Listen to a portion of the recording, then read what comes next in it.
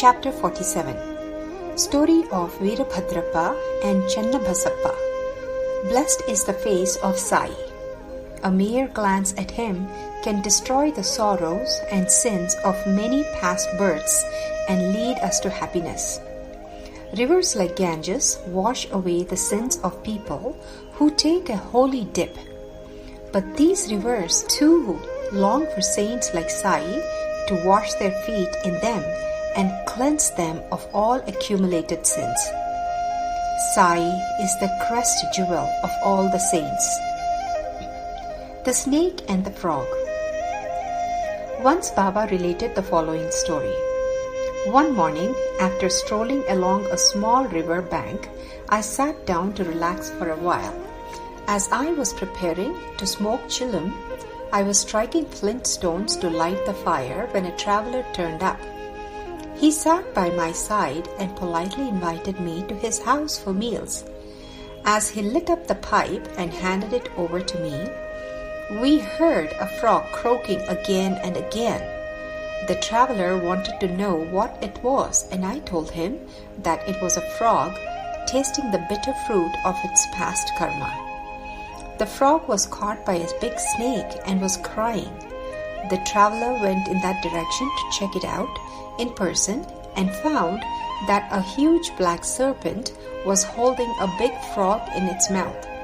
He returned and told me that in about 10 to 12 minutes, the frog would be devoured by the snake.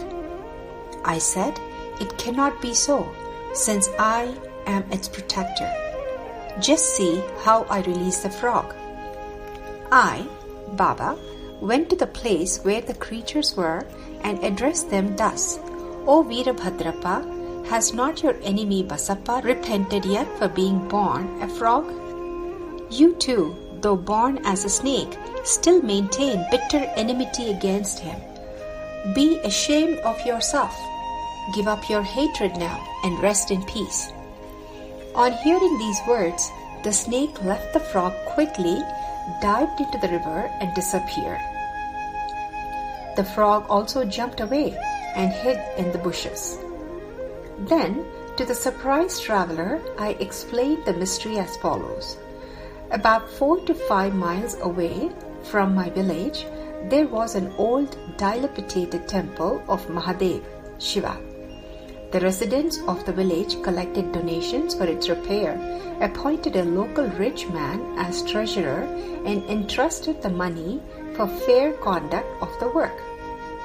He was expected to maintain proper accounts and be honest in all dealings. Being very miserly and dishonest, the rich man spent very little for the repairs and swallowed most of the amount.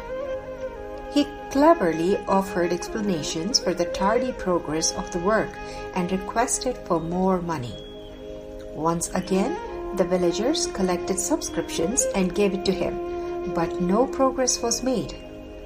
After some days, God, Mahadev, appeared in his wife's dream and advised her to spend money for constructing the temple dome and promised to give her 100-fold of whatever she spent. When she narrated the dream to her husband, he brushed it away, saying it was a mere dream and did not need to be acted upon, as it was intended only to create ill feelings between them. So she remained quiet. Some days later, God once again appeared in her dream and said, "Do not ask your husband for money. Give something of your own if you like." She consulted her husband and decided to donate the money secured by selling ornaments gifted to her by her parents.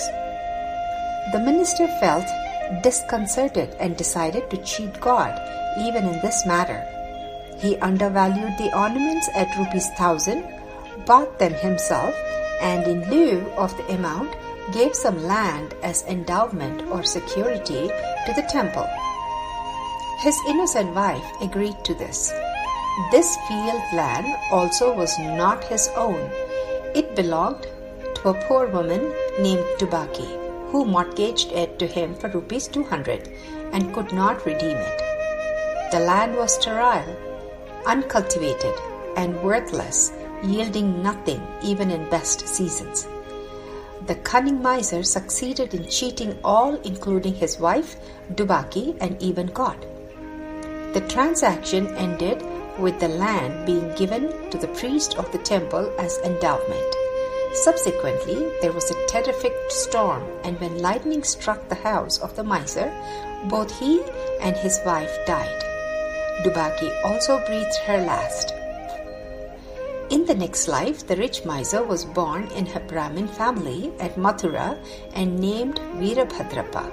His wife took birth as Gauri, daughter of the priest of the temple, and Dubaki was born as the boy named Channabasappa in the house of Gaurav, the attendant of the temple.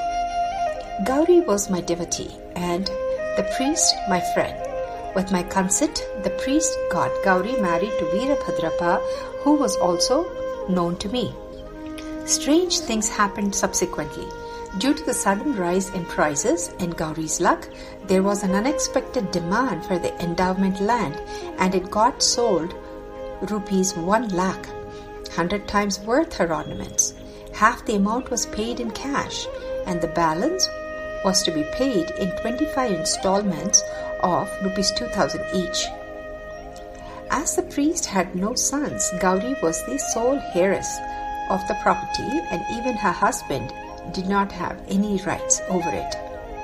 Virabhadrapa abused his wife, and she took refuge at my feet.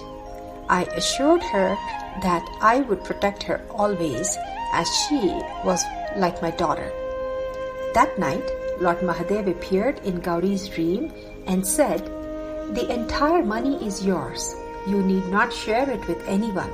Spend some amount for the temple in consultation with Channabasappa and consult Baba in the masjid for any further advice." I advised her to retain the principal amount and give half of the interest amount to Channabasappa. On hearing this, Virabhadrapa picked up a big fight and threatened to kill Channabasappa. The latter, being timid, sought my refuge, and I pledged to protect him always. Thereafter, both died, and Virabhadrapa was born a snake, while Channabasappa was born as a frog. On hearing the frog croaking, I remembered my vow and came here to save him, keeping up my promise. Moral. The moral of the story is that one essentially reaps what he sows, and there is no escape from this ordeal. Greed for money drags one to the lowest level and ultimately brings destruction for him and for others. Om Namo Sainathaya. Shanti, Shanti, Shanti. End of chapter 47.